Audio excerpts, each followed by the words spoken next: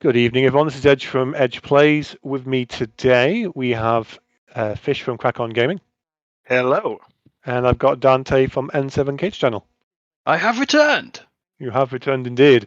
Again, for those who may have not known as much, this is a new thing I'm doing. It's like, at the moment, it could be weekly, it could be bi-weekly. It's going to be regular, just like kind of a podcast, just catching up on the highlights of the week, the month itself, and generally any kind of topics we want to talk about, really. There was one that was raised through, I believe, N7K's channel, which was kind of introduced to us as an idea, which we'll get to in a little bit. But the beginning of every podcast, it's just kind of a recap of the week.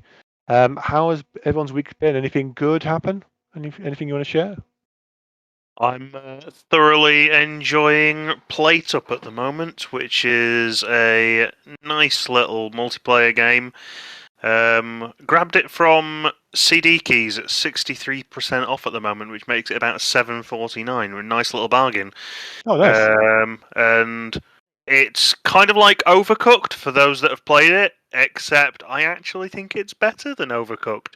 All right. It's less hectic to the point of ridiculous. It's just the right level of hectic to keep it entertaining.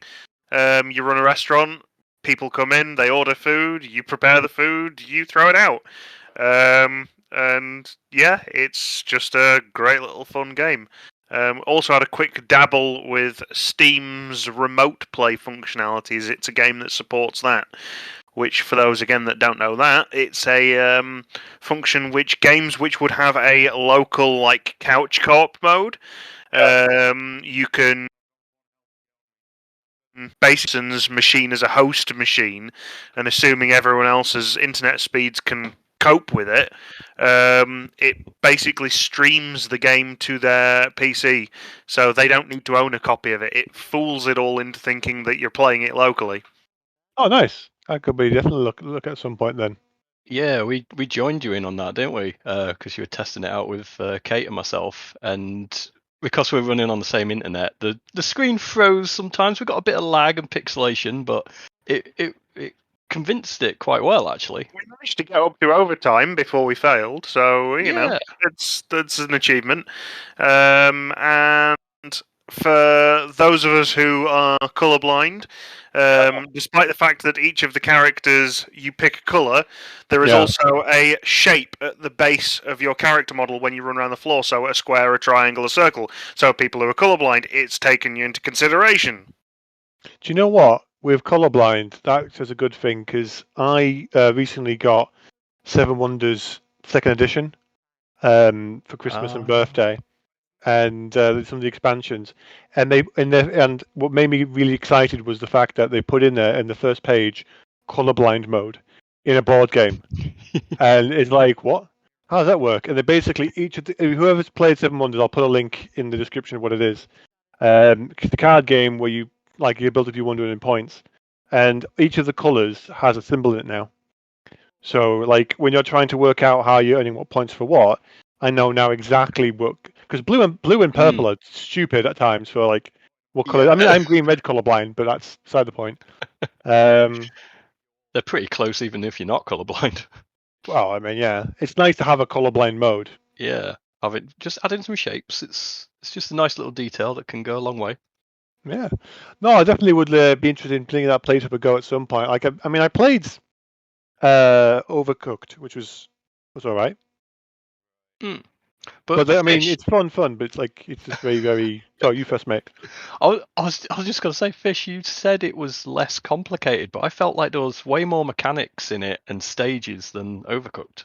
Yeah, I think it's. I don't know. I couldn't get on with Overcooked, and it was things such as like throwing things from levels. I said this. Yeah, I would go. You're correct in saying that there are more mechanics in Plate Up, but I find it as a game less hectic. Especially since you can organise your own kitchen. Yeah, you can.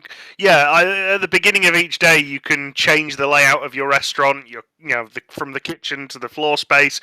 So you're constantly at the beginning of each day, in-game day, tweaking to make improvements rather than just here's your layout, you're stuck with it, go. So you're always finding ways to optimize. So yeah, all right, there are more mechanics in it, I'd say, than Overcooked, but yeah, it's more flexible, I'd say. All right. It is actually the more we talk about it, the more I want to bash at it, because it was like because you could play as the waiters as well. You had to take the orders from the customers and actually physically serve them as well, and they've got waiting times and everything. There's nothing stopping anyone playing any role while you're in game. You could choose little outfits for your characters to wear, so whoever's in the kitchen can wear the chef outfit, whoever's out on the restaurant floor can just dress as a waiter.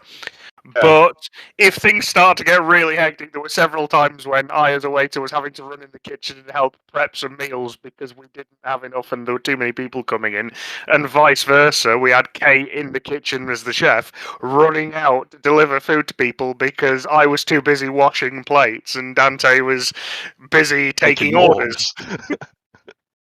So, it's basically a crazy free-for-all, but it's good fun. Oh, it sounds it, definitely. Okay, no, that sounds good. I'll definitely give it a look at some point, because I've been playing way too many games in the background at the moment, and just not enough time to really just, I don't know, look at other fun stuff. Or maybe it's just the motivation. I've just completely, daft as it sounds, fallen out with the big, epic, long games at the moment. This entire year, I've been enjoying just pick up, play for 20, 30 minutes, put down again. Actually, the craziness is I don't end up playing them for 20, 30 minutes. I end up playing them for about 3 hours straight. But I'm finding more fun out of the shorter, repetitive, epic ones this year. Yeah, I get that. Like, I tried playing Edge of Eternity, which was a small indie game, which seemed to be quite this expansive world for such a small studio. But I haven't really gotten invested in it yet. When I'm playing Monster Hunter Rise, though that's not it's a long game because it's like you're doing a lot of content, the fights themselves can be quite short. So you can do a couple of hunts and then just leave it for a few days and then go back into it again. So there's that, and it's on the Switch. You can then play on the move, which is quite nice. So I like that they've got that kind of that down to a T. I can understand where you're coming from with like long play games. Yeah, I think it's probably a topic for another day because you can go on forever. But I think just generally, I'm a bit exhausted from the big, AAA epics. I tried playing the New Horizon, and despite the fact I absolutely be really careful, mate, because I'm pretty sure Kate's going to kill one of us. It's not a criticism. I would say I absolutely loved the first one. I couldn't put it down. And I've got my PS5, I've got the new one, and I just can't get the motivation to get into it. I think I'm just so exhausted from the big AAA list games that I'm craving nothing but puzzle games and sit down games that just Yeah, there's definitely a danger of like burnout with these games lately because like every Ubisoft game ended up being the same massive open world filler quests and all this and that. You're like, I can't just get on with the story. Before we will come back to this topic for definite because like I said, we will probably spend several hours. We've spawned every multiverse podcasts already. Oh yeah. My take on these big epic sandbox games, and I have tried things like Watch Dogs and I have tried a little bit of Assassin's Creed. The problem I have with them is if the world itself isn't interesting, or if like the mechanics aren't rewarding, that like Genshin Impact's a kind of a good one for like pick up and play because you can do a little bit and then leave it. Like if it's boring, it will just mentally drain on you, and I think that is the thing that kind of frustrates me the most. Is that if you have these big open games and the content isn't fun, you're wasting your time. It has to be engaging, or at least give you that incentive that, oh, I've done this, I could do a little bit more, kind of thing. And there's a couple of games that offer that for me, but like you have to be in the. I think the game franchise, you have to be in the mood or the mode to want to play those particular ones. So I agree with Fish from Crack On. Like I think if you're not in that mood and you're going to get the same reward, you're back to be able to play even more games in some cases that you might not have been able to pick up for the year, which is always a good thing as well. What about you, Dante? Any kind of anything highlights for you for the week that we've had? I'm still blitzing through Xenoblade Chronicles 3. I'm like example of like long play games. Yeah, I'm 150 hours in. But the thing is, like I could have ended it now. I believe I'm on the final chapter, but there's so much side content. stuff. Yeah. And although it does suffer a little bit, well, I'll say a little bit, with the previous titles having those kind of collectible meh side quests, they've done kind of like hero quests, because you've got your main 6 characters, but you bump into quite a lot of additional heroes that can like tag along with you, and then each of those have like an introduction side quest, and then later on a kind of ascension side quest. And each of them is just more character building. They've done really good with like the story, the characters, and all that. And that's always worth my time. Yeah. It's like, oh, I'm enjoying this. I want to know more about this character. I want to get some more laughs or drama or whatnot. And it's kept me going. So it's like I'm holding off, very much like most RPGs. I'm holding off the big scary last boss or whatever, world in peril and all that, but it's like no, I'm gonna do this over here for now. Oh yeah.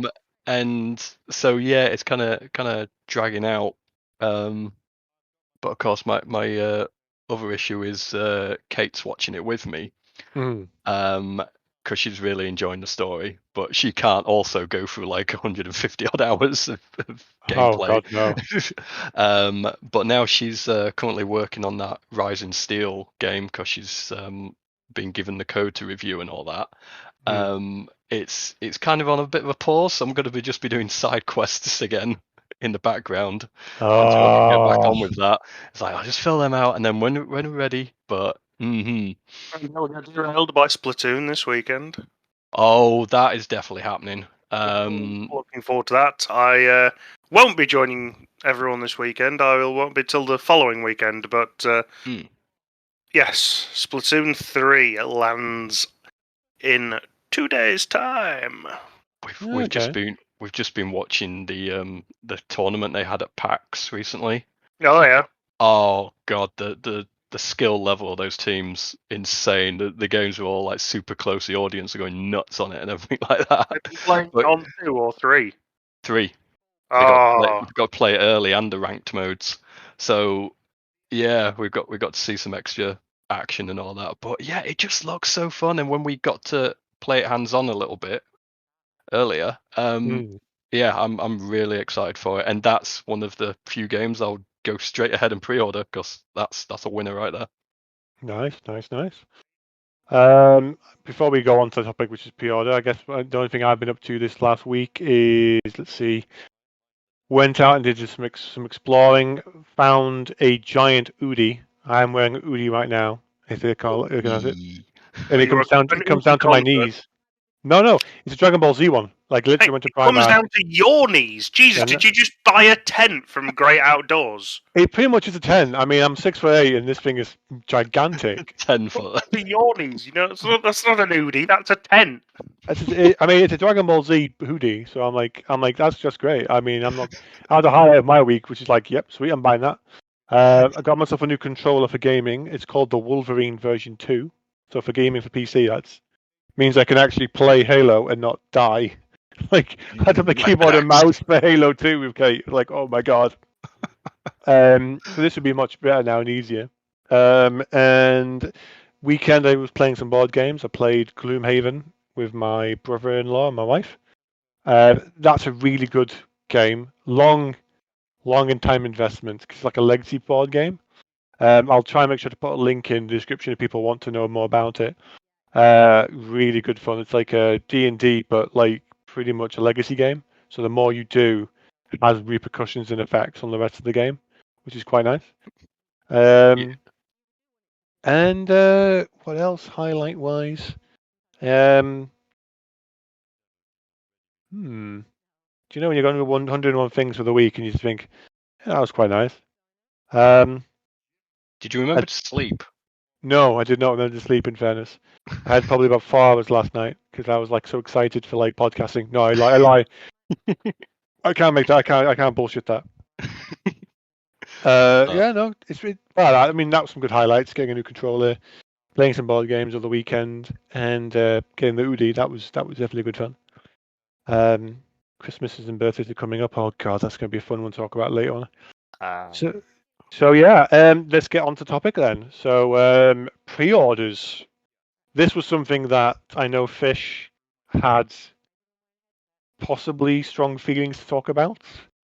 I wouldn't say strong. I'd purely say my lack of emotion towards pre-orders probably is what for me speaks volumes for the state of the industry and pre-orders. In the fact that in the last time I pre-ordered a game was Advance Wars for the Switch, which we still have yet to get. Yes. And that's only pre-ordered on the basis of I have no idea what's happening with it, and I would like a physical copy. But genuinely, I don't, other than that, remember the last time I pre-ordered a game. It was definitely... I didn't even pre-order Pokemon Sword and Shield. And I'd say for the last 6 years, at least, I have just resorted to going to places like Smith's or even, supermarkets and just buying it on release day if it's something that I want. I'm just... Nothing has really gripped me. The kind of things that I'd be interested in pre-ordering generally tend to be popular enough that it's not that much of an issue getting hold of a copy because they're produced in such large numbers. And there's nothing really incentive-wise that anyone truly offers as a pre-order bonus, as it were, that is enough to grip me to get one. So, before we go any much too far, I'm going to put a quick disclaimer in because I feel that's probably just a safe bet. So, the opinions and thoughts that we're having right now is our own. It's always good to have feedback and comments. So, if you yourself have your own opinions on pre-orders, please leave comments in the bottom. I'm putting that out of the way now before we get some stupid comments of like, you're wrong. And also, by the way, I'm not doing any research in this. It's just by our own kind of personal feelings on it. So we're not going to be spouting any figures. At least I'm not going to be anyway. Just kind of personal experiences and what we feel about pre-orders. That being said, sorry, but I didn't want to get that in just before. No, it's all right. I've already offended people now with my opinion now. So no, it's fine. Oh no! It was said before the disclaimer, so I'm not safe. To be really honest, out of the three of us, I am the one who puts his foot in his mouth the most. Pretty much, because I do it in the way of like ambivalence. I'll just kind of just do it because of the heck of it. But I know where you're coming from. So pre-orders has been an ongoing thing for years. Like originally, my personal experience with pre-orders going back is until like they had like before the creation of like Steam. Well, I say Steam, the creation of like digital libraries where you could just download the games and stuff like that. There were very limited copy or runs of games or even consoles even. So being able to pre-order meant you should normally almost be guaranteed to get first come first serve. As long as the companies that were doing the pre-orders did the job properly, you would normally have first bid on it. And I remember pre-ordering the Wii when that was first a thing. Being me and a friend of mine, the only two adult males standing by game, and then all parents and their young kids wanting for the Wiis. That was probably the most hilarious thing Not embarrassing at all. Admittedly, at 5 in the fucking morning. But I mean, 3 times taller than everyone else. 4 times in some cases, mate. I'd say like, if it's something that I'd want with regards, I think that's probably worth separating as a issue for pre-orders. Are we discussing consoles or just games, or both? Because if it's a console I'd want, I'd always pre-order a console. If that probably was the last thing I pre-ordered before Advance Wars was my Nintendo Switch on launch day. But yeah, that's purely from a stock point of view. Games themselves, yeah, games themselves do have a whole other issue with pre-orders. I'm doing the whole thing of console and games because there can be some kind of overlap. For example, like when I got my 3DS, mine was like the Zelda like limited edition one that had the Ocarina of Time, which I love. So things like there's some good things with pre-orders, like being able to get something that you personally might appreciate as a collection. Like I know an old friend of ours who used to be an associate, Dave, he used to collect all the different Game Boys, for example, like the Game Boy Micro. And if that's something that you enjoy, oh God, more power to you. There was like the Tribal Game Boy Advance SP. So there's like in terms of consoles. I mean, I so desperately wanted to get some of the 3DS XLs because they had like the Fire Emblem Awakening one, which looked sweet in a nice big screen. So there are like times where like sometimes that in itself can be quite fun. It can be expensive though. I think that in itself can be a bit kind of overpriced. Like the more recent things, like the controllers that they do, they are just like, why would you charge that much just for that design? So that's one of my personal beefs is, this controller's like say 30, 40 quid, but then this one's like say 60, 70. But it's like, why? I mean, I get it's limited run and it's going to be. But like, is it good build quality? Is it like going to be all right to use? So there is that. But I agree with you that with consoles, you normally do kind of want to pre-order them because you know they're going to be limited run or stock. Gaming wise, that's a entirely different issue because with games, theoretically, there would never normally be a limited run unless you are getting a collector's edition, which even then, I question some of what content you get with them. Or unless you are buying, as it is physically called, the limited run games. If you would class them as a pre-order, I technically wouldn't. But several things from the producers, their company being called Limited Run, make physical copies of traditionally digital-only games. You have to order them in advance, so technically you could class it as a pre-order, but I don't on the basis of that the items themselves are made to order. They only make however many, with a small influx for potential replacements if they're lost or damaged. But yeah, in that case, again, that's, I suppose, another avenue of the discussion. Limited run games, when they are physically only available for that time, when they're being produced and they're never made again. What about you, Dante? Any views on what you think about pre-orders? On the general, yeah, I can see like major pros and cons. So we've spoken a bit on some things that I had in my head, but then the reasons why you wouldn't or even shouldn't is a lot of the times you're gambling on the game's quality. We've had a lot, and at the same time, you could be often supporting lousy practices, laziness or no effort from the game development. Cyberpunk. Yeah, it's like that was one of the most pre-ordered games completely was Cyberpunk, and it just released in such a bad state on various platforms. Now, had no one pre-ordered that and the news instantly got round, just nobody would have bought it, or they would have waited for patches or such.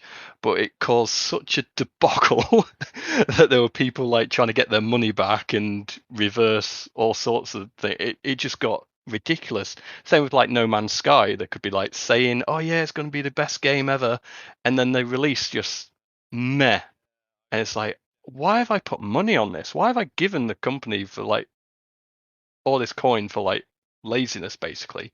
Yeah. You also often like, I'm sure at one point pre-ordering meant you got a bit of a discount. It doesn't seem to happen anymore. You seem to be paying the highest price for a pre-order. In a lot of cases, I see. Yeah, you pay like top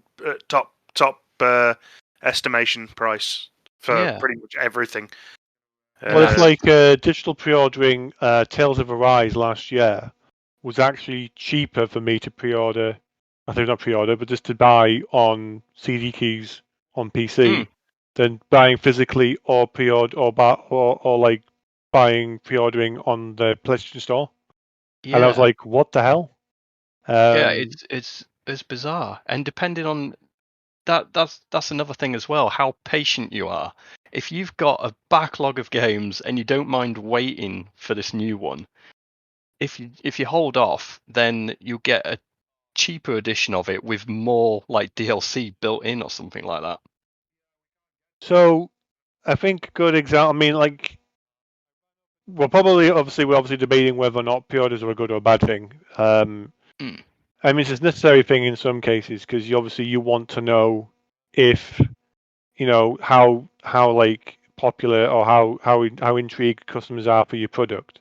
So getting those pre-orders in to make up your money is what they're going to do. FIFA, for example, I remember working back in retail and doing just the pre-orders for that because people had to be playing from day one because that game was very competitive.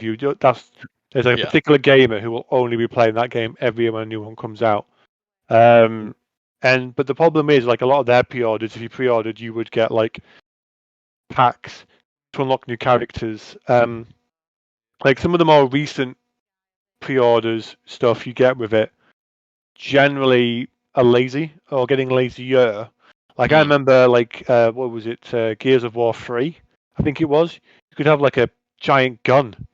You get like the gun with the chainsaw at the end, and I was like, "Wait, what? As a prop? That's sweet." What? Or like for example, I got the Batman Arkham City special collector's edition, which was with the Batman figurine, with the Blu-ray of the Gotham Knight series of short films, with a code for some outfits for the character, an art book, like hard-covered art book with all of the artwork and designs from the game. So all that in a really cool box as well that would open up to reveal the Batman. I thought that was really well done. And there are some genuine, like, decent collections out there for pre-order. But a lot of the time, like now, it's like, oh, if you do this, you'll get the season pass, which is more paid content, or you'll get some skins, which that's just kind of it. Aren't worth an extra 20 quid. Yeah. Or it just feels like it's for some of them, it's like, why offer that? Especially when you've got in, like, say, games now getting towards 60, 70 quid, almost brand new, with inflation and God knows what else. And like, you'd also think digitally, these games would be cheaper compared to the cost. That's another topic again, for making physical media. A lot of the time, the physical media. I got, for example, by the way, I bought Code Vein, brand new, 7 quid off Amazon. Okay. Yeah. Code Vein at the time before this recording was about 40, 50 quid on PSN. Bit of a difference. So I was big difference. I mean, that fluctuates. That's been going up and down, to be fair to them. Yeah. But like, what? And that will all be down to like the sellers from the publishers and all this and that. And also, I'm not even sure if the collector's editions versus just pre-order bonuses, that seems to be a bit of a different kettle of fish, really. On the topic of that, shall we just as an example highlight the in-game pre-order bonus for Pokemon Scarlet and Violet, which oh god, I is read this. absolutely earth-shattering. 10 potions, 10 antidotes, and 3 revives, which in-game currency is a grand total of about 7,500 Pokedollars. So completely redundant, stuff that you'll fall over literally. When I got last poisoned in a Pokemon game. Yeah. Oh, there again, when there's berries, the antidotes themselves in game became redundant. But I was going to say I saw a big argument over this and that. It's like, oh yeah, it's a nice little bonus. If it was anything better, then other people would be complaining about not pre-ordering or locking decent gear behind the pre-orders. And it's like, oh, okay, that's not the point. It's like in my mind, the guy's article about I didn't call locking special Pokemon or things behind it. No, you don't need to have that. You could literally, if you wanted to, what content would you want as pre-order right now? I guarantee we'll be on the same page in theory. So I'll ask you first, Fish, what pre-order content that could not be what we would say unfair would you kind of expect to have that you would entice you to play the new Pokemon game by pre-ordering it? Honestly, I don't think anything could, because I've always based my pre-order decisions not by additional content in-game, because for an in-game part, it should always be that when it is out, it should be good to go. You should be able to just play it. Yeah. I might be too convinced to pre-order things if I know for the last few Pokemon releases, Game have always done something where, it's like a Pokeball that you can keep game cartridges in, something physical like that. You know what? That might sway me. But with regards to in-game content, I genuinely don't think there is anything that could be really published. Certainly that they'd give away that it would be worth any value that would ever sway me and decide for me that yes, I'm going to pre-order that. There is nothing that they do, or nothing that I could ask for, because again, I'm not unreasonable. I know that game developers need to make money, so to be expecting them to give things away for free, which would otherwise cost people, it's a redundant part. Dante, what about you? Yeah, I'd say very similar, because if the developer of the game has got a proven track record, that stuff's good, then you're likely going to go for it anyway. But in a top up of whether you've got okay, the Splatoon 3, for example, I've wanted to pre-order it. The main reasons I suppose I would be is I'm wanting to get in on the single player and multiplayer as soon as possible. Yeah, I've got a lot of friends that also will be playing it with me. Mm-hmm. The earlier I get hold of it, the less spoilers I'm going to get on the internet, because everyone sucks. And when given the choice of who am I going to pre-order it from, then my first point is price. Yeah, it's which outlet is going to give me it cheapest? And at most points when it's pre-ordering, they'll try and sweeten the deal by giving you something or other. So one place was selling it for £10 cheaper, or maybe 15 quid cheaper, and giving away a pin badge. Yeah. And normally I'd be like, yep, that's me. You're cheaper than everywhere else. A little gift, sold. For the first time in a very long time, I actually went to the Nintendo store itself, because their pre-order gift was this really cool looking bag and a different kind of a badge or something like that. I was like, I'm essentially paying that extra bit that I would have been saving just to buy the bag, really. Because it's so a lot of the time it's yeah, if it's a physical thing, such as Fish was saying about the game cartridge holder Pokeball things, they were really good. It's like, yeah, I can use them. I'll have that. All good. But in any other cases, especially if it's just digital content, if it's like, fast track items that almost like they're trying to get you some microtransactions in there. It's like, oh, you could level up faster or do more things if you buy it from us. It's like, yeah, but it's in the game. You're supposed to play the game. The odd skin or whatever just doesn't massively interest me. But it would be, I suppose, a tiebreaker if two places were selling it at the exact same price and it was a game that I really wanted to pre-order. Other than that, it's just like, no, I can just hold off. I'll wait. I'd rather save myself like 30, 40 quid than buy it early just for this little thing that doesn't affect anything in any way. Okay, so I'm in the same boat. Like, so I don't want anything digitally in there that would make my game easier, because like obviously if you're missing, like, there was so much stuff you could do in other games where if you pre-order you get like an advantage. So I don't want anything like that in pre-orders. I would rather you don't give a pre-order at all in terms of bonus, okay? Or if you're going to do pre-orders, at least make it enticing for physical stuff. So, for example, art books. So, again, these are all personal preferences. So, some people might think they are not what I want. I get that. So, like, if you're going to be like wanting to celebrate the game, like, I always love a good art book because it kind of shows you the artwork of what the design process was, how they came across creating the Pokemon. Really good kind of things to kind of go, okay, so I saw where they came and go with that. It's kind of building a bit of lore behind the designs. Like, I remember when I pre-ordered, was it X and Y with you guys? I think I got an inflatable Pokeball from someone. I'm fairly sure I got an inflatable Pokeball from one of the games that I pre-ordered, which was nuts. But like something quirky, something to celebrate the release. I think that's always fun. I mean, too often I've seen like, oh, you get a free pen, stationary pen, or a little poster, and I'm like, okay. I mean, yeah, it's nice, but it's no one really cares.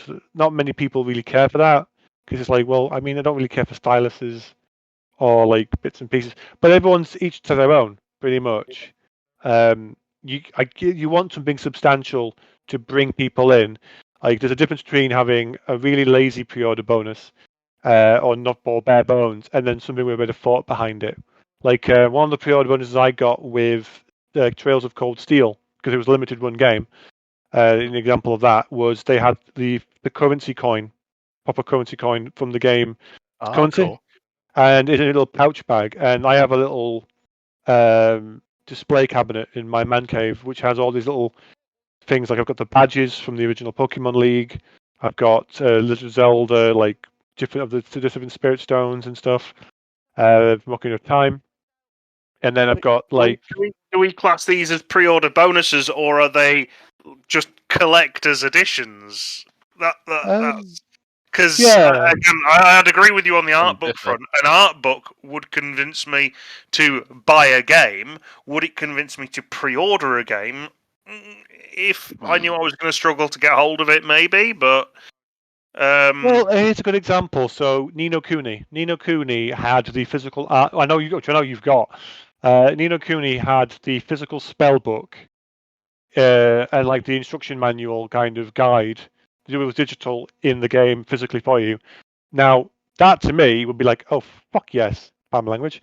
I would get that as a pre-order when they had it, but I didn't get it. And it looked, and you showed me, it looked amazing. It looked brilliant, perfect for any collection. And actually, when needing to refer to the spell book in game, I never referred to it in game. I always got the actual book out. So, yeah. But again, that wasn't a decision for me on a pre-order basis. That was just I picked it up pre-owned several years later. But it was something eventually I did grab hold of. I mean, with pre-order bonuses, there's normally like they normally do these pre-orders for like the big games that people are going to be excited for, and they want to try and drive up these kind of supports. I know the Jak and Daxter did a trilogy of collectible editions for pre-order, which had like memory card USB sticks, which were great. They had soundtrack, physical game. I think there are 2 copies of the game and like an art book thing as well. There are some good examples out there when done right. But in terms of just pre-ordering in general, I don't see the point as much anymore unless you are trying to make sure you've got a physical copy on the day itself. Like Dante mentioned earlier, if you're in no rush, why buy it day one unless you're going to be I mean, me and Kate got if anyone wants to see our playthrough, Stranger of Paradise on pre-order, because we were then guaranteed to be delivered hopefully on the day, so we could play it straight away. But Kate's copy took several days to come through, whereas mine came on the day, not a day early. So I mean that was nuts. So I mean, in some cases, yeah, if you're looking to get the game on launch to play it straight away, there's that option. But with most games on Steam now, or like on these different like Xbox Game Pass or PSN, being available almost straight away, or being able to pre-download the night before, there's not so much need to have to worry about running out of stock for pre-orders. The only issue I have with it is that obviously digital pre-orders, they should be cheaper, or they should at the very least be a discount for not having the physical media. In my mind, I'm sure that people will disagree with that maybe and explain why. And I'd love to hear some constructive feedback or your own views on it, whoever's listening to this, because I think a lot of people have very contrasting views on pre-orders. Like good example, I mean, if anyone has any good examples of how of a pre-order working, if you could leave it in the comments below. I know N7 Kate wants to at some point do her own spin on or her own thoughts on pre-orders, so we could maybe put those comments in with that as well. Any bad examples of pre-orders as well, if you could put it underneath, I think that would be very good as well. At the very least, I think that would be quite interesting to hear some other people's thoughts on it. Any examples of bad pre-orders that you've all personally had? Again, I wouldn't say pre-order because I didn't pre-order it, but I was eventually bitten by the hype to go buy No Man's Sky on day one. So I was one of the people bitten by that. I've got it now. It's all right, I think. Yeah, my understanding is No Man's Sky, as it stands to date, is a really enjoyable game. But I think this comes down, and it's more a curse of studios overhyping and overselling their games for release than it is a case of pre-order. And I think, to quote Yahtzee of Zero Punctuation fame, when he did an E3 video about 5 or 6 years ago, he stated that we as consumers have conceded too much ground to developers now. Previously it used to be a case of, here, have 20% of our game for free and play it and tell us what you think. Whereas now it's pay in full and we'll give you a hat.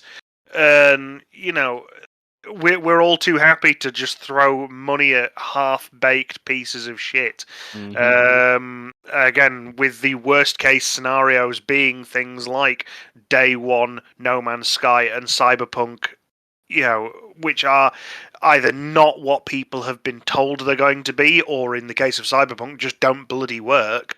I recently purchased Cult of the Lamb, which I'm enjoying.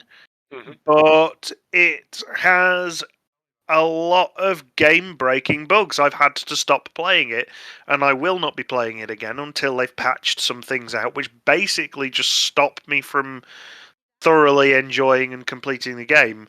And it's that practice of we can patch it later. A patch should be to fix a small tweak or something that's not completely operating as it should. Patches should not be required to fix game breaking issues. Yeah, and if not on day one. Exactly, and if there's drama going off behind the scenes with the publishers or the developers and that, just delay it. It's fine. Or don't even announce your release date, so you start peeing people off. Just say, right, we're working on this. We'll tell you when it is actually nearly ready. And the culture of pre-orders as it stands in today's age, I genuinely believe encourages studios to produce games and rush them and get them onto the shop floor before doing due diligence testing to make sure that they're actually working as advertised and as sold to customers. It's too much of a quick win. If you're going to go down that road and you want to rush it out because you want to basically get it done, release it as an early access. We've got early access these days. I like early access games. And you know what? I'm far more forgiving of game breaking things if somebody's charged me a fraction of the price. I've bought many games which, now are retailing at 25, 30 quid, Factorio being one of them. But I bought it early access like 3 years ago for 15 quid. So I'm not paying the full price, but I've been playing it and enjoying it since the very early days. And yeah, you know what? I'm fine with that. Yeah. I'd rather get an early access game than I'd pre-order a finished title. Which isn't finished. What was the Which isn't finished, yeah. What was that game that me and Kate played, which was from BioWare, which was the Anthem? Yeah, that was a really good example as well of terrible pre-orders. And as soon as I played the beta, I was like, yeah, nope. And you were like, oh, you really? Yeah, no, I'm not touching it. You can just tell. That was the same issue, and like I've got a few. Well, I've got at least two examples, but that joins in with the first one. So, Anthem came from BioWare, the makers of such good titles. We've got the Mass Effect series, we've got some of the old Jedi games and all this. That BioWare, they're awesome. They surely wouldn't do us wrong. So then everyone's pre-ordering, and because that is the normal thing. Like one obvious example is like a bunch of various Nintendo games. Like there's Splatoon, the Zeldas, the Marios. You can super safely pre-order those because there won't be anything wrong with them. They don't release a game until they've mashed out every little bug going, and you're generally going to get quality. So that's what we thought we were going to get with BioWare with Anthem. Massively disappointed. Bugs and glitches everywhere. Shallow story. It doesn't matter what was happening in the background with the development team. It just should not have been released in that state.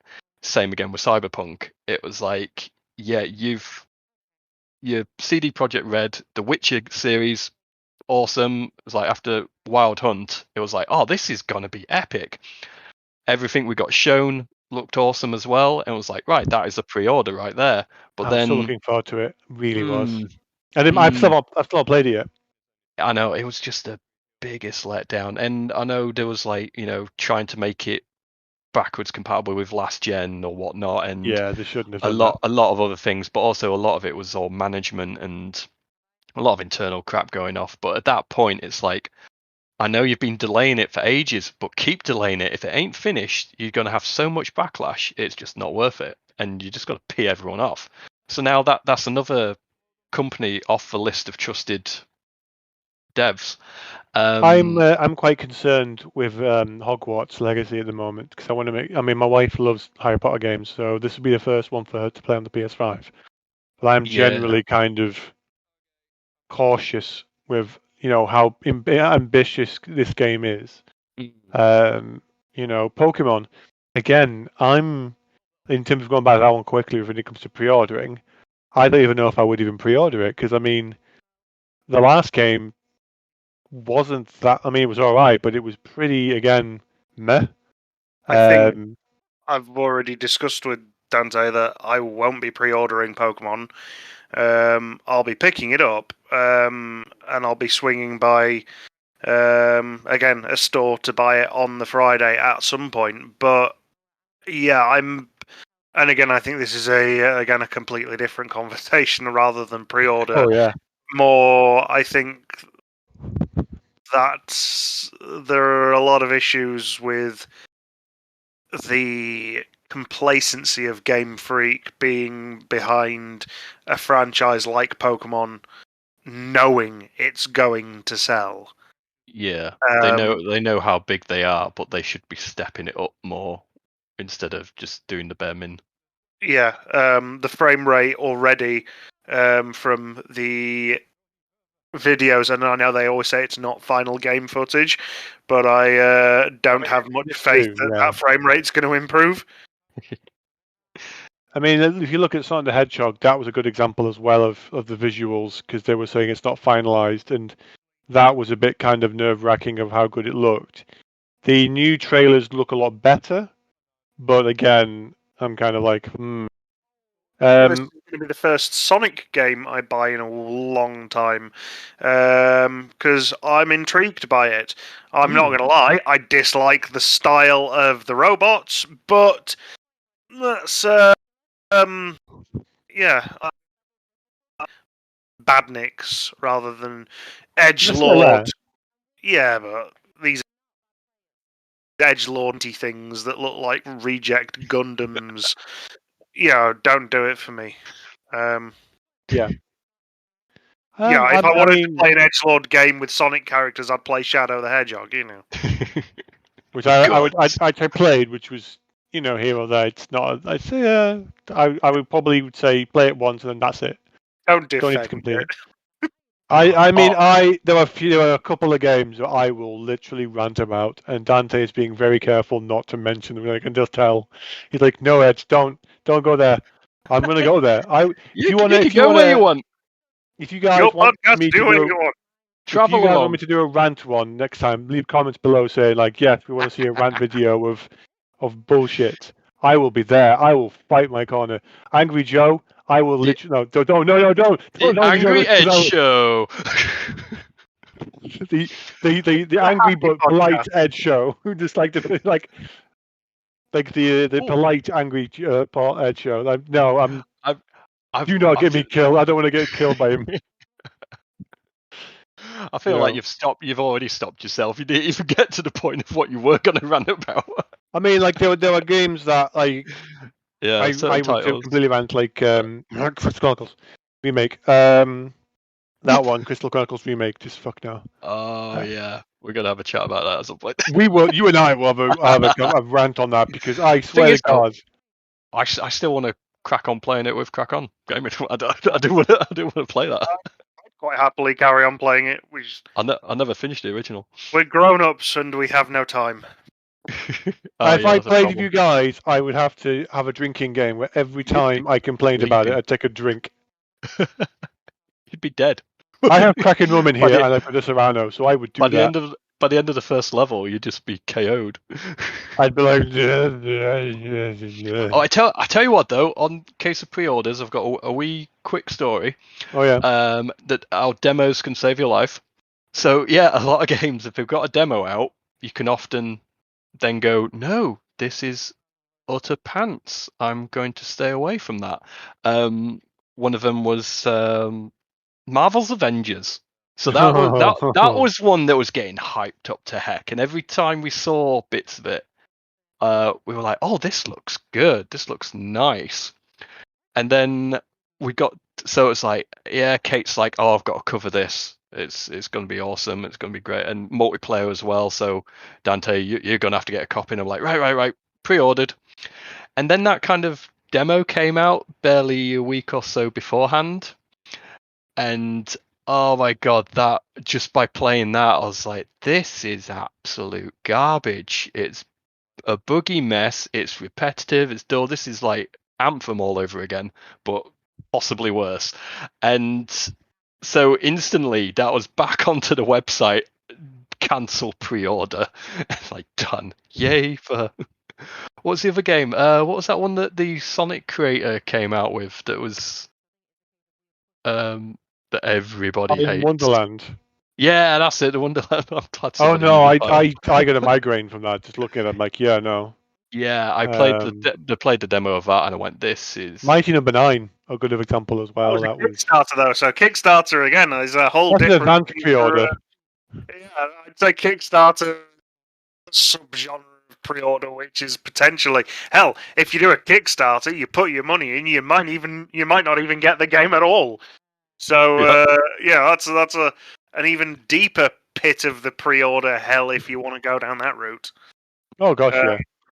I mean, there's something on Kickstarter that's had my eye for ages, and I still haven't supported it on Kickstarter, despite the fact I am literally champing at the bit waiting to get it. And that is Mina the Hollower from the guys who brought us Shovel Knight. I love the Shovel Knight franchise. I love what Yacht Club Games have done. And I see the Mina the Hollower trailer, and I can't wait for it. It's like a cast back to the old Game Boy Color Legend of Zelda games. Yeah. But it's not out till Christmas next year. Oof, dear no. I've known about it for about, 3 years now, I think. No need to put down money now. I'll just wait until it comes out, if it does. Yeah. Yeah. Yeah, so, we could literally talk for hours and hours when it comes to pre-orders. We'll probably end it in the next couple of minutes anyway, because I think an hour is normally quite good. If people want us to continue pre-orders again of another episode, please again leave a comment below. I know we've asked for a lot of things like good stories, bad stories of pre-orders. If you want to talk more about it, please let us know. Like, subscribe on the channel. If you want us to pick up other topics, anything you think we want to talk about, please do. I think that's always a good thing as well. I want to obviously thank Crack On Gaming Fish and Dante for joining me on this one, because I think it's always nice to get a bit of different opinions and kind of have views of other people. It's always good. No problem. Been a pleasure. Oh, thank you. Obviously, if you want to see Crack On Gaming's channel, he has got a YouTube channel on here at the moment, which I will leave a comment in the description of where to get to it. You do a lot of Nintendo games, don't you, normally, in general, like Metroid and Dante, from Entertainment Case channel. He does the really quick fire reviews, and he also helps out Kate with the multiplayer gaming with certain channel things like Mass Effect. I know you've been playing the multiplayer with some friends. And some of the and generally any content I actually make myself, I just put it on her channel anyway. There's no point me starting my own. Get like 20,000 subscribers straight away. You should be like, off one video. Off one video. Love me. 30 seconds long, and it's just a crash. God, that needs to be a prank on it at some point. But thank you for again joining us. I'm hoping to keep on doing this.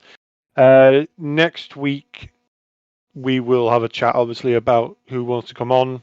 If you want to come if you want to come on to the podcast, again, just leave a comment, get in touch with us, and I will be more than happy to have a look at get people on. I don't know who the next person will be on yet, to kind of plan that for the week. But thank you for joining us for this podcast as I waffle on. Have a fantastic evening and a week ahead. This is goodbye from me. This is Janne from Dante. And I shall see you later from Fish at Crack On. I would say happy gaming, but that would be stealing from Kate, and then she'll be listening. So I would never say, happy gaming, guys. Bye. Nope, sorry, I didn't do that. That was just me giving an example of that. When she listens to this now, she'll be like, "Is he gonna troll me now? Is he gonna milk it everything it's worth?" I told them doing it. We need to come up with an official sign off for you. Yeah, we need an official sign off, don't we? We'll brainstorm that for the next one, shall we? Please, Edge out. Sounds like some kind of action movie. Yeah, if you guys or anyone can think of a cool ending of a channel video, let me know, because I think Kate will probably sue me at some point for damages to her when it comes to her phrase being taken. But anyways, have a fantastic evening. Happy gaming. Bye.